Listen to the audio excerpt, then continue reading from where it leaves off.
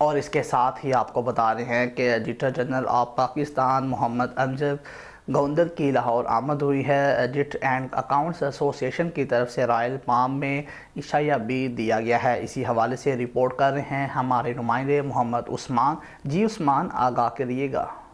جی بالکل، editor general of Pakistan محمد امجد گوندل کی لاہور آمد۔ ایڈٹ اینڈ اکاؤنٹنٹ ایسوسی ایشن کی طرف سے رائل پام میں دیے گئے عشیہ میں شرکت کی۔ ایسوسی ایشن کے صدر افت فاروق نے ایڈیٹر جنرل کو ایسوسی ایشن کی اعزاز و مقاصد پر روشنی ڈالی۔